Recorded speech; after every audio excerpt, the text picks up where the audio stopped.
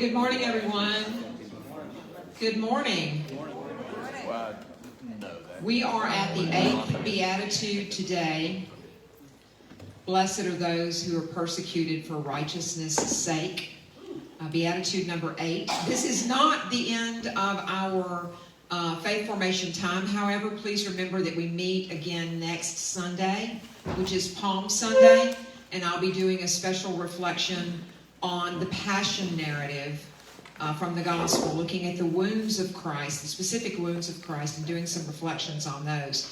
I think I've already confessed this to everyone, that it's a presentation that I completely stole from Father Peter that he gave at the Museum of the Bible back in October. So I'm going to lay claim to that next week, if that's okay with you. The great privilege that we have this morning is to have with us a very special presenter who most of you probably know. He is a parishioner. He's also a member of our Parish Finance Council.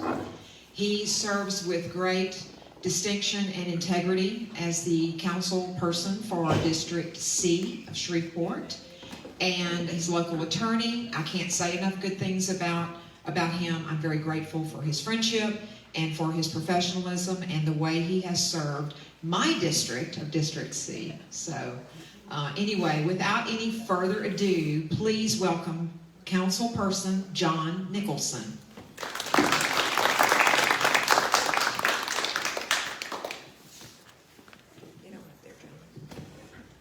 Cheryl, I appreciate that, and I will say I don't get too nervous speaking at this stage of my career, especially after 3 years of city council adventures.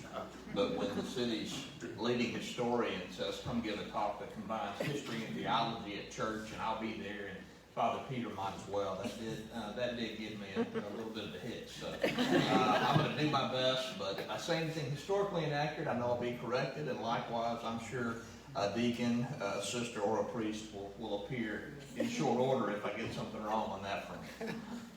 I've been asked to talk about the Eighth Beatitude, which, as Cheryl just said, is, and as we all know, blessed are they that suffer persecution for justice' sake, for theirs is the kingdom of heaven.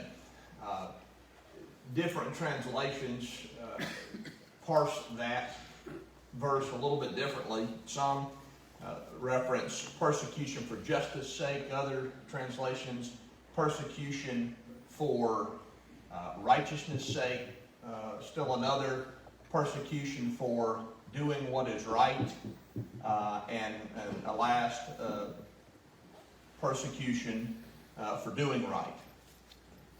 As you all know, I'm not a theologian and I'm not a historian, although I did earn an undergraduate degree in history a long time ago from Texas Christian University. I'm a lawyer, a politician, and a lay member of our church, and so that's the perspective from which I approach this topic. I'm going to talk a bit this morning about St. Thomas More for 3 reasons. First, because Dr. White told me to. Secondly, he is the patron saint of lawyers, and thirdly is the patron saint of politicians. So I have all kinds of reasons to spend time thinking about and talking about St. Thomas More. First, I thought I'd just address briefly, what is it that this beatitude means? Who is it talking about when it says that some of us will inherit the kingdom of heaven? Sometimes it's easy in terms of defining an idea or a passage to talk about what it's not. The passage isn't blessed are the righteous. That's broader than this Bible verse, this beatitude. Lots of righteous people in this room that I know well. Some of you I know personally have spent your whole lives working for this community and doing just incredible things. This is not just about you, I'm sorry. It's also not, in my opinion, although again I'm subject to correction by anyone with a collar or a habit, it's not about those who are persecuted in spite of their righteousness. All right, so all through life, all kinds of people, young and old, and from all walks of life, sometimes suffer persecution or hardship even though they are good, even though they do the right thing. And so the story that came to mind for me when I was thinking through this was something I unfortunately imposed upon one of my children who was sitting here just a few minutes ago, several years ago. We love hamburgers from Rolling in the Dough, and we'll bring them in sometime. I'm prone to eat more than one hamburger. I've done that before, I admit, and I have a daughter who's now in 5th grade who will sneak a piece off somebody else's from time to time. So we had all eaten except for one of our children, the oldest, and her food was sitting on the island in the kitchen. I told Genevieve, and I'm sorry if you ever watch this, Genevieve, I'm not trying to embarrass you, but this is the story. I told Genevieve, that's Abigail's food, leave it alone, don't eat it. She said, okay, Dad. I come back about 15 minutes later, and the hamburger is gone. And so I called Genevieve in there, and I said, Genevieve, you ate that hamburger. No, I didn't, Dad. No, you told me not to, and I did. Yes, you did. It's gone, and you ate it. And I'm sorry to confess, I extracted a false confession from her. I made her admit that she ate that hamburger because I thought she had. And in exchange for the false confession, I permitted further punishment. That was the only consequence. And just a couple minutes later, Abigail came downstairs and said, oh, Dad, thanks for the hamburger. I said, what do you mean? She said, well, I came downstairs and ate it and went back upstairs. So this story is also not about, or this beatitude is not about people who are persecuted in spite of their righteousness. My daughter, in that case, had done the right thing, but was persecuted anyway. And finally, this is not about simply those who are wrongly persecuted. And there are lots of people who fall into that category in the course of life.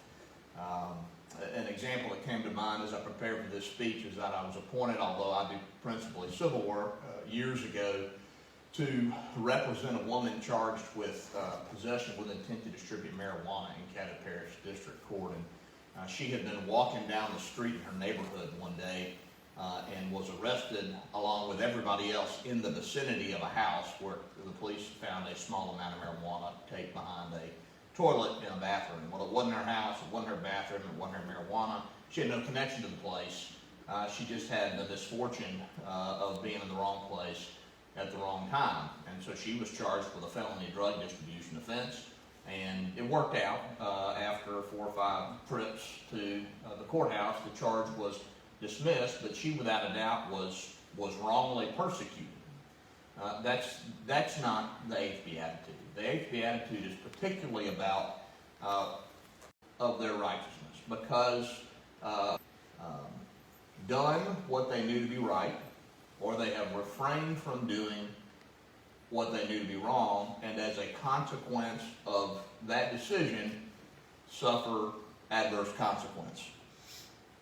There's no better example of that in the history of our church than the life of St. Thomas More. He was a lawyer, a judge, a philosopher, and he wasn't just any lawyer. He was the king's lawyer. He was the Chancellor of England for a time before he lost his head. And St. Thomas More was faced with a situation that always makes me take a deep breath when I'm sitting in my law office and have an initial conversation with a prospective client. It is relatively easy as a lawyer for somebody you don't know who has come to seek your advice for the first time to deal with a conversation. A more difficult conversation sometimes is when a client comes into a lawyer's office and says, this is what I'm thinking about doing. What do you think?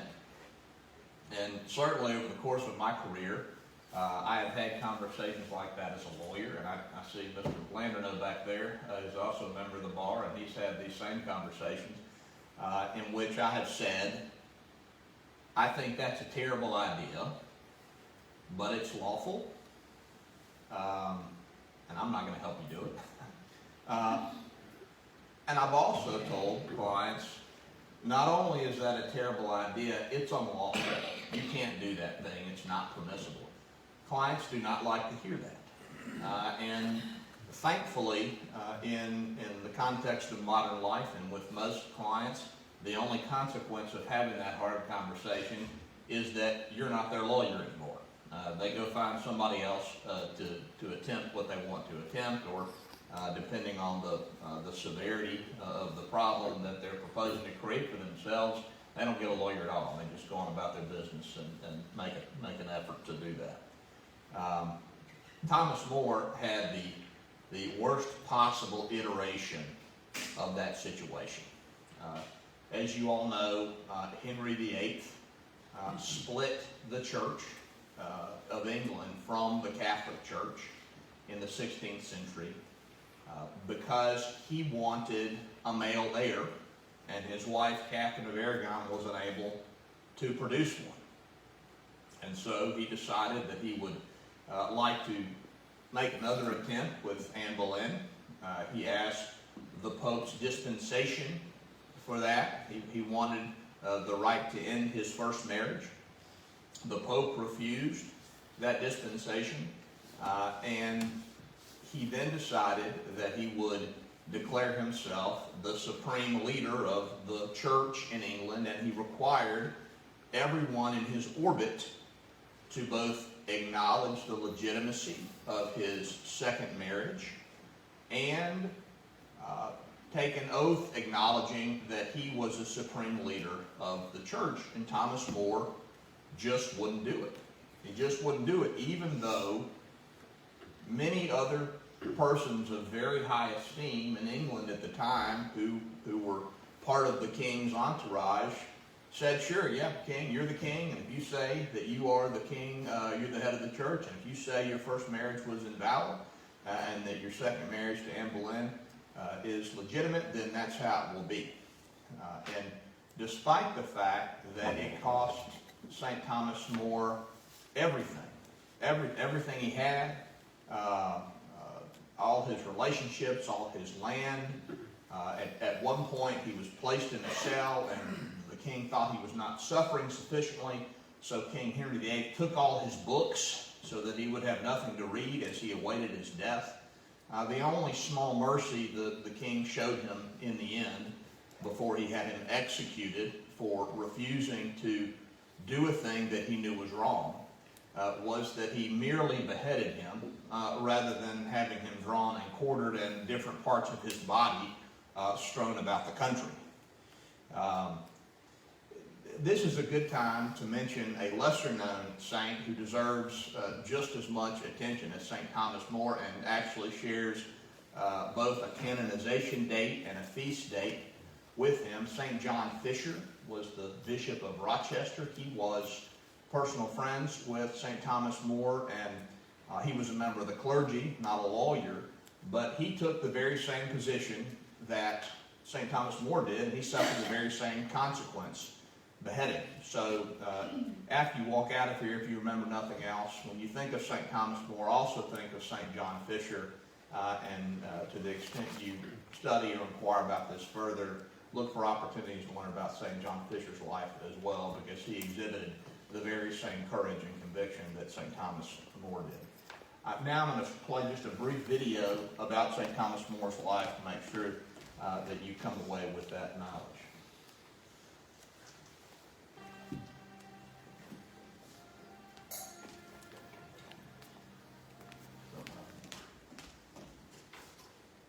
St. Thomas More was born into a prominent London family on February 7th, 1478.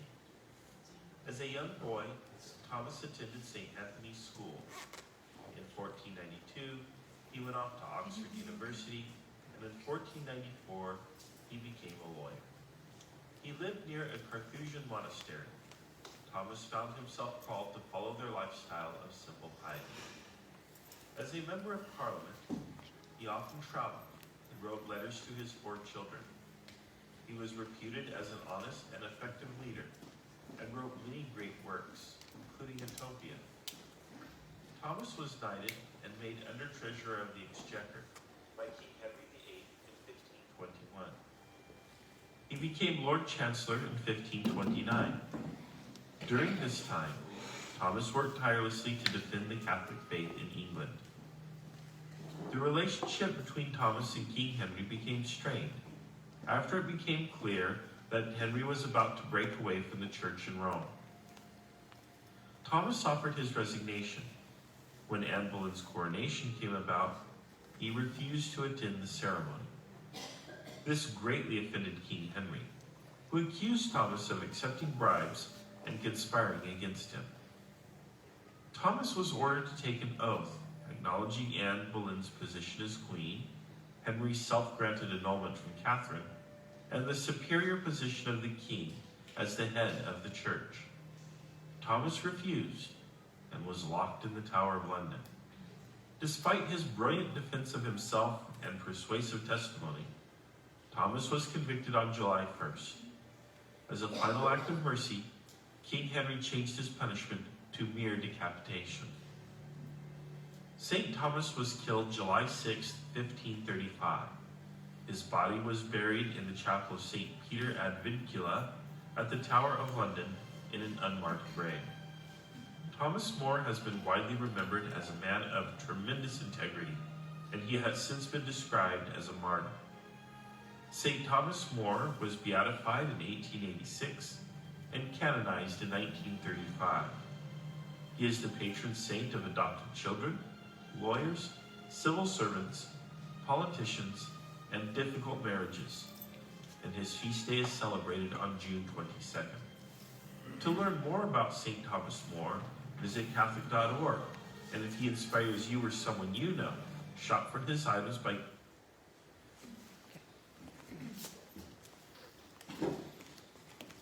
There's mentioned in that video the fact that the sentence was commuted to hanging. I thought it would be worth sharing verbatim what one contemporary noted in terms of the details of the punishment that was initially contemplated. This concerned John Fisher, but applied also to St. Thomas More. The sentence was that he would be drawn through the city of London to Tyburn, there hanged, cut down alive, his bowels taken out of his body and burned before him, his head cut off, and his body divided into 4 parts, and his head and body set in such places as the king should assign. So Henry VIII was very, very, very upset at the recalcitrance and the opposition that he received from St. Thomas More and St. John Fisher.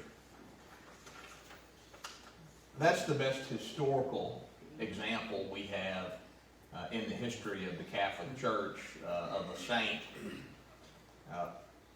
living the Eighth Beatitude and willingly subjecting himself to the ultimate cost just to do what he knew to be right, even though it would have been quite easy to do what everyone else was doing and acquiesce to the king.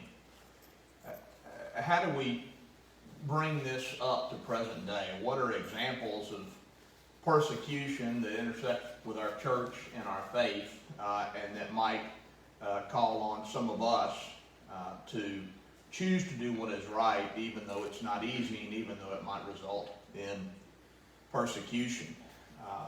One of the most controversial issues that we continue to deal with as a church and as a country, of course, is abortion. Many years ago now, my wife and another woman, Melissa Tittle, reached out to the organizers of a group called 40 Days for Life and worked to bring that to Shreveport.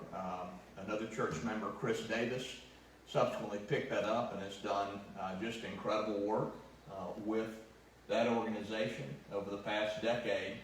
But if you want to know what it is to be persecuted for doing what you think is right and know to be right, spend a few hours peacefully praying outside an abortion clinic. You will be cursed, spat upon, honked at, threatened with arrest, and treated in a way that feels like it is from another time and place. I've heard about those experiences directly from friends and family members in this community. I've served on the board of directors of Louisiana Right to Life for many years, and so we have staff members and volunteers who have had similar experiences all over the state. An example from the news several years ago puts an even finer point on this. There was an individual named David Delighted who secretly recorded Planned Parenthood offering to sell body parts of fetuses of unborn children unlawfully. I guess I should say allegedly, in case Planned Parenthood ever watches this and does me what it did to David. So Mr. Dadelin was doing what he thought to be right. He acted, in my estimation, very much in good faith. He shared truthful information, unedited videos about what he had observed, and the consequence to him was that he was sued in San Francisco by Planned Parenthood. A multi-million-dollar judgment, more than $2 million, was entered against him. And then a year later, the court entered an additional award of $13 million of attorney's fees against him. So he wasn't beheaded, he wasn't threatened with physical harm, but because he did what he believed was right, he was financially ruined. And so that is an example of a person and an issue in modern life where, as faithful Catholics who accept the Church's teaching regarding life, there is a very real risk of persecution if we live that aspect of our faith. Another really interesting example of this beatitude being embodied now rather than 500 years ago concerns a man named Jack Phillips. Mr. Phillips was a baker at a high-end bakery in Colorado, and he was not disrespectful to same-sex couples or homosexuals. He did not stand on a street corner and preach against that lifestyle. He simply believed, based on his faith as a Christian, that he could not participate in celebrating a same-sex marriage. And one day in 2012, a gay couple came into his shop and asked him to make a birthday cake to celebrate their upcoming wedding, and he was as polite as he could be to them. He offered to sell them anything else. He offered to make them another cake. But he said, look, I don't do that because I believe that is wrong. And they worked with the Colorado Human Rights Commission and sued him and did everything they could to put him out of business. After a very long court battle that went all the way up to the Supreme Court, Mr. Phillips prevailed and was allowed to decline to do that. But then a year later, probably some of the same folks, not a year later, but later after the Supreme Court case, some of the same folks sent a transgender person into his shop and asked him to make a cake celebrating their transgender transition. And look, I raise these issues and I recognize that even in this room there probably is a diversity of opinion about some of that. But the point of Mr. Phillips' experience is that his well-formed conscience told him that those things were wrong, and he was not interested in actively opposing what others were doing out of his sight and mind. He simply didn't want to be forced to do something that he believed to be immoral. And so he has suffered really incredible legal scrutiny and attention as a consequence of that. And so I'm going to play a video of Mr. I'm going to skip to the third video, sure.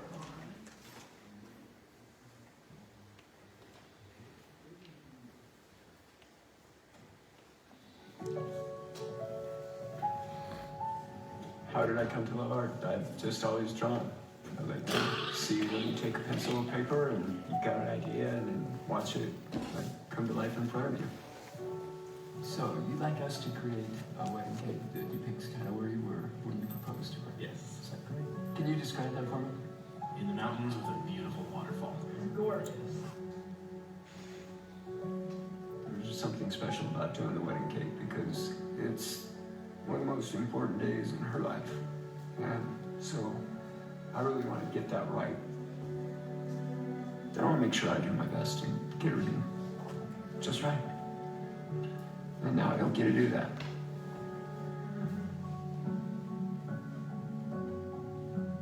From an artistic standpoint, Jack could probably work in any medium that he wants to, and I think that he understood that this was the way that he wanted to express himself.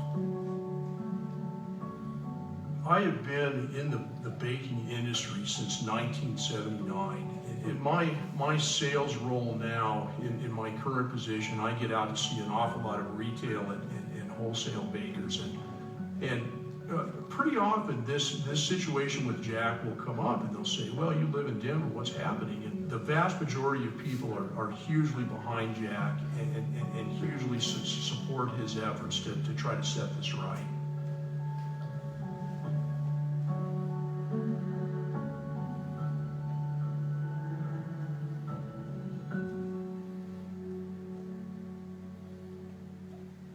When you talk to Jack about the toll that the case has taken on him, you can almost see the pain in his eyes when he talks about not being able to interact with the couple. He loves to be able to invest his creative, artistic talents in creating something that really is the beginning of what he believes is an inherently religious relationship.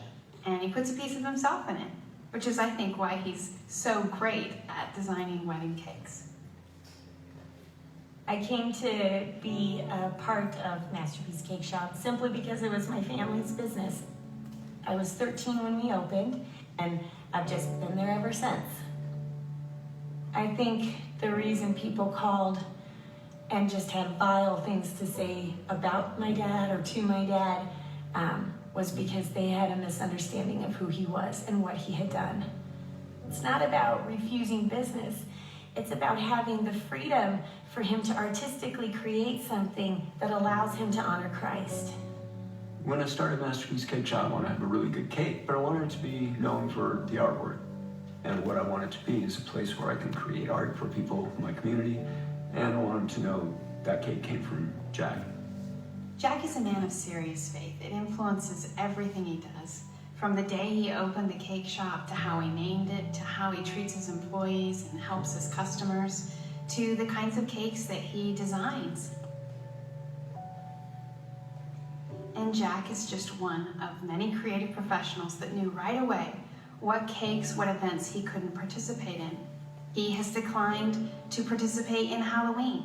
He doesn't do cakes that are anti-American. Jack has even declined cakes to celebrate divorce. He has declined to do cakes that would be offensive or derogatory towards individuals, including LGBT individuals. There are a host of different events and themes that Jack has declined to do because he will not violate his core convictions when he's creating his cake art.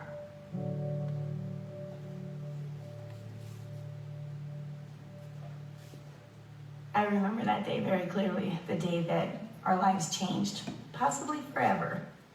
We were helping some customers and some gentlemen walked in. So I went around the desk and introduced myself. So I'm Jack, David, Charlie, pleased to meet you. We're here to look at wedding cakes. It's for our wedding. And so right away I know this is not a cake that I can make. This is not an event that I can create for. So I tell them that. And so they're kind of surprised, like, what do you mean? So I'll sell you cookies, birthday cakes, whatever else I got, but I just can't make this one. Then the phone rings about 20 minutes later and somebody calls me up and says, are you the guy who just turned away the gay couple? So, no, I turned away a cake that they asked for, but I would never turn them away. Very quickly after the phone started ringing, and then ringing again, and then very quickly we knew that something big was happening. And my dad told the rest of us not to answer the phone, mainly because of the content of the phone calls. And it was like that for weeks afterwards. It didn't just end with the death threats and the hateful phone calls. Charlie and David picketed Jack's store, Masterpiece Cake Shop, and then they filed a complaint with the Civil Rights Commission. When we first heard about what was happening, we contacted Jack and offered to provide assistance. And when he found out that he was being sued and he was served with the papers, he reached out to us, and we were glad to help and to defend his rights and the rights of all creative professionals. The administrative law judge not only ruled against Jack by saying that he needed to stop doing wedding cakes altogether or violate his conscience, it ordered him to retrain his employees as well. And then they ordered him to report on a quarterly basis to the government what his artistic decisions were and what cakes he declined to create.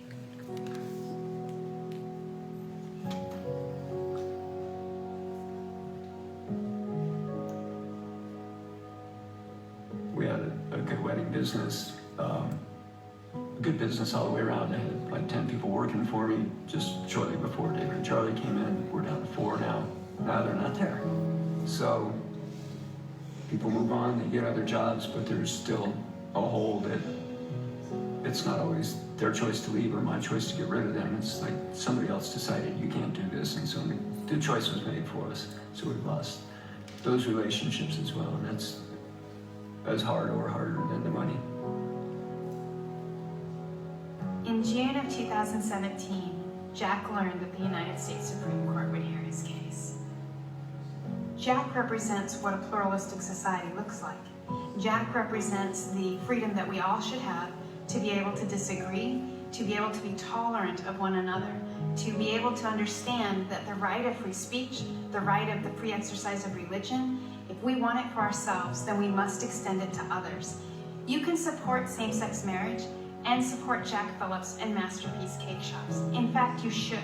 And he's had plenty of customers come in and tell him just that they may be from the LGBT community, they may be of a different belief on marriage, but they understand that freedom is at stake and that we have to provide the space necessary for all of us to be able to live consistent with our beliefs. I don't want anybody to have to go through what my family has gone through. If we win at the Supreme Court, it's not just about us. That's freedom for everyone. That's freedom to be able to create something that goes in accordance with your convictions. Well, when we go to the Supreme Court and I stand on those steps, knowing the importance of this case, someone like me, a regular, ordinary person, citizen, to be able to go there, have them look at this very important issue through my eyes, nobody could conceive of that. We'll just have to wait and see.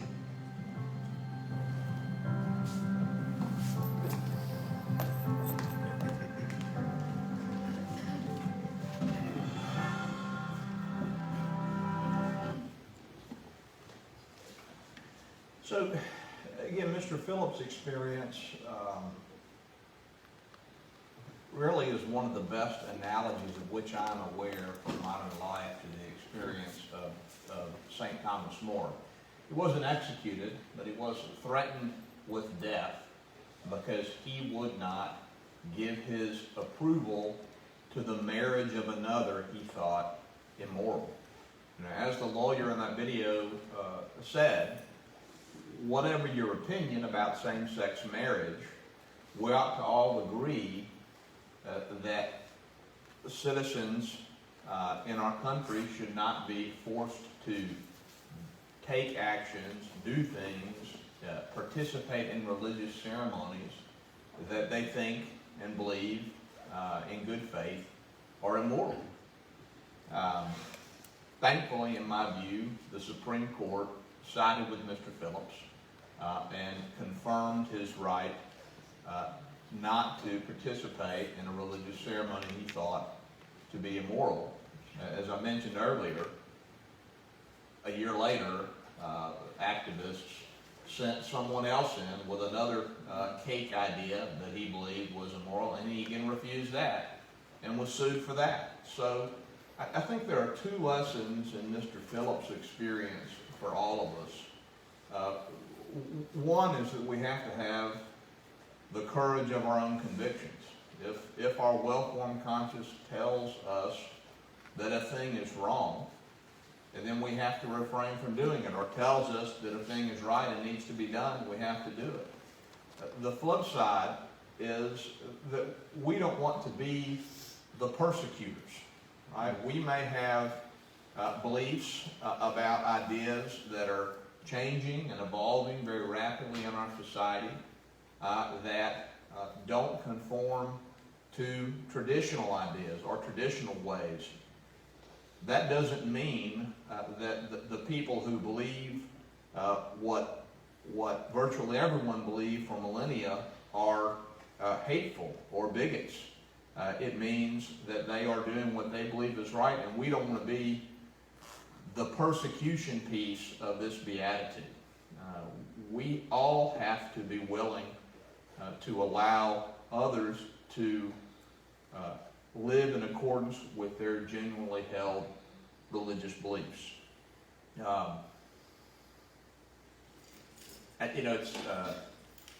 It's crazy to me that it almost feels controversial to stand in a room in my own church, in a Catholic church, and talk about these issues, but it does, because they're so sensitive, and if in the corporate world or in the legal community, you raise some of these issues. You say, for example, I believe, and I'm Catholic, and I believe in traditional marriage, and I think that this is what marriage is, and that any deviation from that is immoral. You will be run out of town, run out of the building. Same in academia, absolutely. You can't even express that opinion at this point.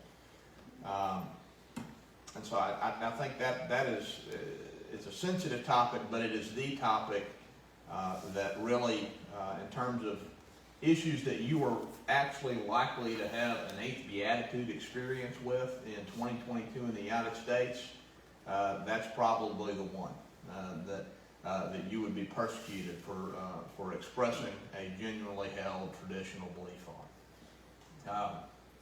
I couldn't have a talk like this without talking just a little bit about city politics, and Mr. Lamb promised he asked a bunch of questions about that at the end. I'm up for answering any and all questions about city council or anything else when I get done with this.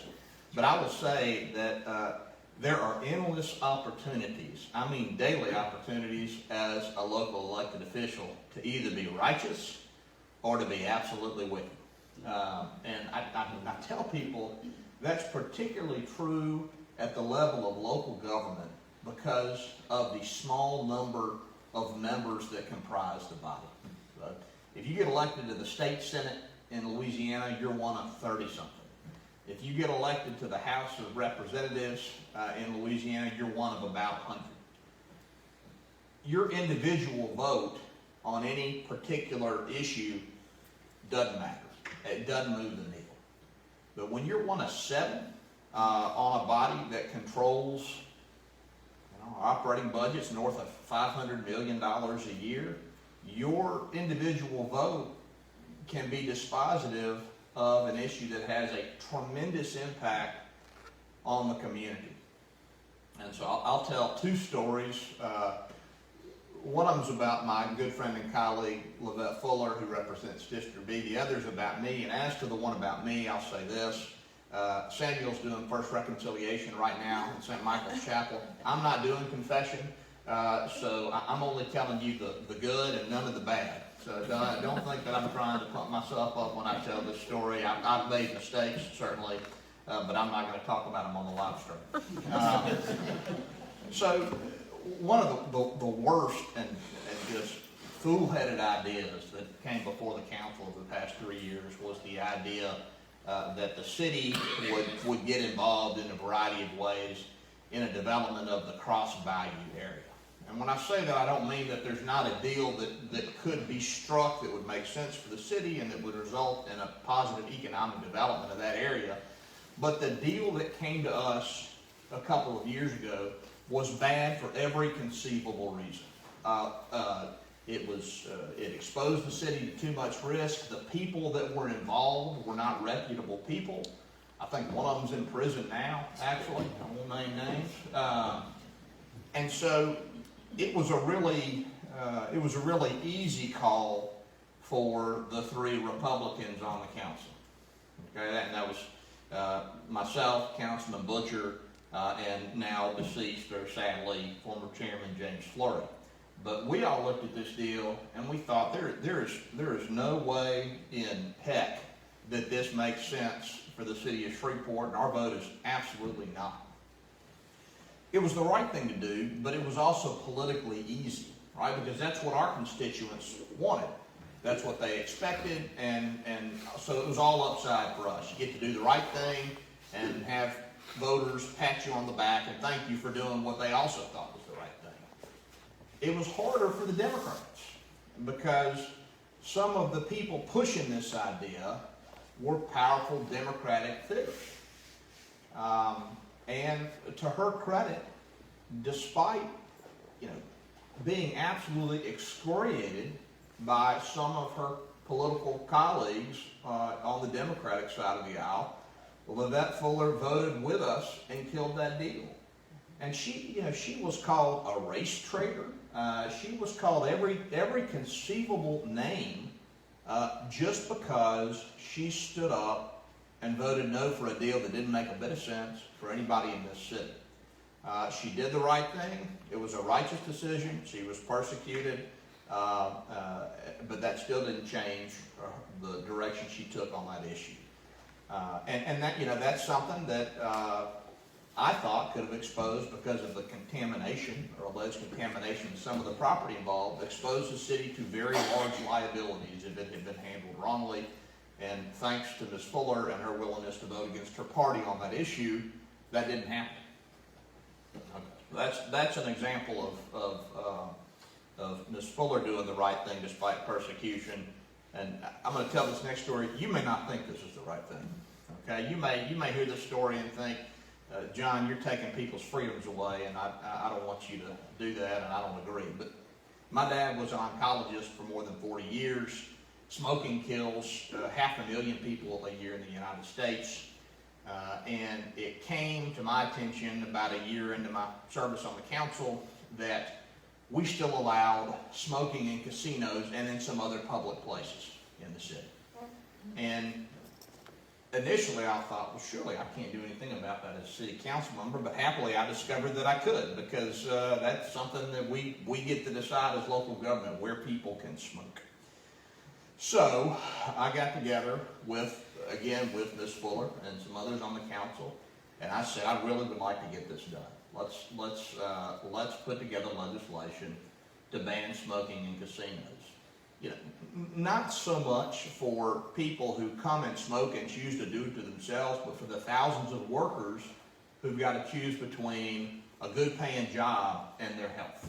And that's a real choice that those people were having to make every day when they went to work at the boats. So we put it together, we put it on the agenda, and boy, you could not imagine the uproar that caused in this community. I got calls from business owners, I got calls from people who had written me checks to help me get elected. I got calls from state senators, Republican and Democrat. Got calls from representatives of the gaming companies that own the boats. A couple of the general managers of the boats came to a city council meeting or two and explained how this was going to be cataclysmic and the boats were going to close. We couldn't do this, and think of the economic consequences. All these people are going to lose their jobs. I didn't believe any of that. It wasn't true, and it's proven not to be true. But we pushed that legislation through, and I had more than one person tell me, if you do this, you'll never hold another political office. And I said, well, I'd rather do 4 years well and be done with it than do 4 years poorly. And so we pushed it through. We got it done. There's no smoking on the boats. Nobody's gone out of business. They've made more money than ever before, according to the reports I get on a monthly basis. We did together what I thought was the right thing. Took a lot of heat for it from all quarters, I'm glad we did it because it really was something that will impact thousands of people's lives over the course of years and decades. So those are my thoughts on the Eighth Beatitude, an admittedly eclectic presentation, but I'm an eclectic person, and that's what Cheryl asked for. So I have to take any questions that you have. Any questions? Anything. This is your chance. I loved your story, but just about the casino issues. Oh, yeah. Thank you very much.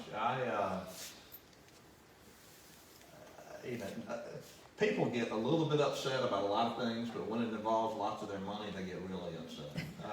And so the casinos were really, really upset about the possibility that their profits might knock off 5%. I think is about all they really had to worry about.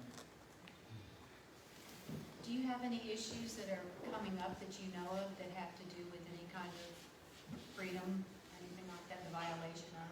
Well, nothing that is going to be introduced on the agenda in the short term. Another very controversial issue that I was involved in, I don't think it's going to come up because I don't think the votes have changed. And I'll preface this answer by saying I'm a big proponent of the Second Amendment. I own weapons in my own home and office. I'm armed, and I think everybody has a right to be armed responsibly. But we have a huge problem in Shreveport with, and it's in particular, teenagers stealing guns out of cars. Okay, it happens every year, hundreds of guns, 500 guns in 2020, if I remember correctly, the year and the number. And a good many of those guns are used in crimes. And a lot of them are stolen from cars that are unlocked, which is just obscene. And so we're always casting about, talking about, thinking about, praying about on the council, what do we do about gun violence in this city? And there are lots of causes of the problem and lots of solutions. Some are short-term, some are long-term. I don't think regulation of firearm use or possession is the only solution to that, or even a big part of the solution. But I do think that when you own a weapon, you have a responsibility to secure it. And when this issue came up about a year ago, I went to the mayor and I said, Mayor, and he and I don't always get along, but we do talk about different issues on a regular basis, and I respect him. I said, Mayor, when you were a military officer, if one of your soldiers left his machine gun unsecured, what's the consequence of that for a service member? He said, discipline. You get in trouble for that. We can't leave weapons lying around where people can steal them or misuse them. And so I thought, if that's the rule in the service, why shouldn't we have a rule that you suffer some modest penalty if you leave a weapon unsecured in a car where it can be stolen? Boy, that didn't go very well either. I got a call.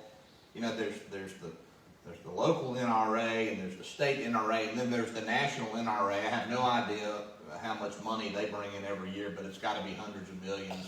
Huge political lobby in Washington.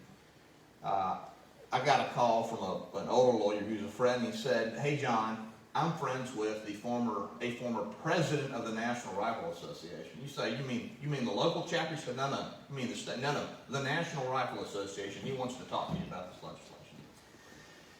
So a guy calls me, had sort of the same conversation I did with the smoking, which was, boy, you better leave this. I mean, everybody thinks I want to get elected to the state legislature, apparently, because the threat always is, if you do this, you're not getting elected to the state legislature. And he was very, very cordial, but very, very explicit. This is a third rail. You better not touch it. Well, I didn't listen again, and I pressed on with it and tried to get it passed, but I was unsuccessful on that. And if I thought I had the votes, I'd bring that up again, because I think it's a shame that we can't hold two ideas simultaneously. Some of us, not y'all, you all can, but some people can't hold the idea in their mind that the Second Amendment is important and to be defended, and simultaneously recognize that we can't do things like leave assault weapons in a truck unlocked where somebody can steal them and then shoot somebody else. So that's the most controversial issue that I am tempted to bring up again, but I've already got my teeth kicked in on that, and so I'm not going to bring it up again unless I think the votes have changed. Yeah. There's another, I think, the controversial issue that's going to be coming up with the president's mandate for everyone to be vaccinated? Not everybody can be vaccinated. I do not think, based on what I've read, that there will be a universal mandate. And I think the courts have held that the president does not have the authority to require national universal vaccination. So that's not going to happen. And yes. I really appreciate all these examples, kind of in your individual life, how this looks. What's something you see in the day-to-day for people who aren't elected politicians, making decisions where it's like persecution is a real option? So yeah, look, that's a great question, and I think the answer varies depending on the stage of life and the circumstance you're talking about. I think children, and I have 4 children, and of course, like all of you, was a child at one time. Children have really daily opportunities, especially from the time they're about 10 to 13. Those middle school years are really very difficult for so many kids, and so many children who are just a little bit different are mistreated. And I think a great example, an opportunity for a child to do what we are called to do by the Eighth Beatitude, is to be willing to stand up for someone who is being mistreated. And I can think of it, maybe I won't tell that story because it might be too personal back to the person that I'm thinking about. But I certainly can think of times as a child when I did that. But I can also think of times, and I still feel a little bit of embarrassment about it even now as a man in middle age, where I was the bully or the persecutor. That just wasn't my problem as a kid. But where I didn't stand up for somebody who was being mistreated for an unfair reason. And so that's the answer for children. In a professional context, I just think there are daily opportunities. If you are a lawyer or a businessman or a teacher or an academic, no matter what you do, to do the right thing, even though you're going to suffer some professional consequence. I'm trying to think of this is a lawyer example, but that's the world that I live in. So I was appointed about 10 years ago to represent an individual who made his living trafficking cocaine from Dallas to here. There was no dispute that he had done it. They had lots of video and other evidence. I think they had a big stack of cocaine in ecstasy, so it was right there. But we made an agreement with the federal prosecutor that he would sit down with the DEA and tell everything he knew, and in exchange he would get a break on his sentence, and that's part of defense work. So he held up his end of the bargain. And then the prosecutor, for reasons I've never understood, and I like and respect the man, he's a fine person, retired now, did exactly the opposite of what we had agreed. He used the statements that my appointed client had made to ask for increased punishment. And so, I had never handled a criminal case. They had called me because they ran out of people in the federal courthouse, and I had just clerked for a federal appellate judge. And so they thought maybe I could do it. I was very friendly with that office. I thought maybe I'd like to work in that office one day. But when this happened, I called him and I said, Bill, we had a deal and you've broken it. And boy, they acted like I had 3 heads. They all the way through, the prosecutors and the judge, for whom I have profound respect, since he's still sitting on the bench and there are only 2 of them. Even the judge was skeptical of my argument that they had done something wrong. And so despite that pushback, not really persecution, it was all respectful, but despite that professional pushback, I filed an appeal with the Federal Fifth Circuit and won, and the man got some time off the sentence, although he still spent appropriately, quite a long time in prison for what he had done. But look, I guess that brings me to my final thought, which is the Eighth Beatitude, as are all the Beatitudes, it's a promise. If you do this, then this will happen to you. Blessed are those who are persecuted for righteousness' sake, for theirs is the kingdom of heaven. I read that as a commitment, although this is not the whole of our faith, but a commitment that if you do what is righteous, what you know to be right, and you're persecuted for it, that will contribute to your receiving eternal salvation. So that's a promise. What's the rule that comes out of that? What do we take away from that in terms of how we live our lives? And I think the answer is that we ought to all do what we know is right and refrain from doing what we know to be wrong, even if the personal consequences are deeply painful. I mean, that's what God asks of us, and even though we all will fall short of that goal, we should always reach for it. So, thank you all. I've enjoyed it, and I'll come back if Dr. White.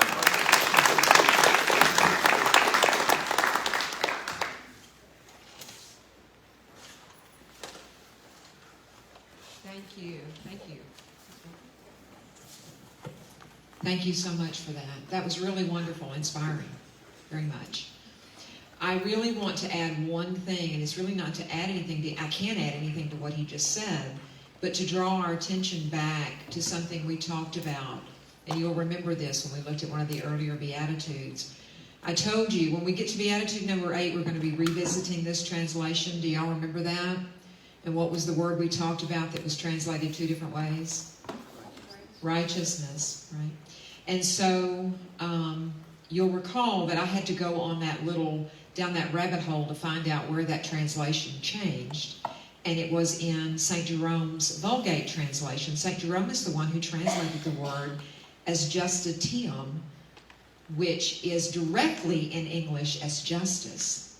So I love that you brought that up in the beginning about the difference of the translations, because to me, what we are talking about, what you just did this beautiful presentation on, is about the true meaning of justice. And who can tell me the answer to that? Come on, this is a test question. Justice seeks perfect order. A restoration of the order. That's right. Justice always seeks a restoration of the order, and you don't restore the order by creating another wound. And I think that you did a really beautiful job of that, and I want to thank you very much. And yes, you will be invited back. You might be sorry you did such a good job, because you will be invited back. So again, please remember we have one more session next week, and please also remember that between the hours of 12 and 3 on Good Friday, the hours that our Lord suffered on the cross, the parish hall will be open, and at 1 p.m. I'll be doing a public presentation on the Lord's Passion based on the shroud. So hopefully we'll have a really good crowd for that day too. Okay? Thank you so much.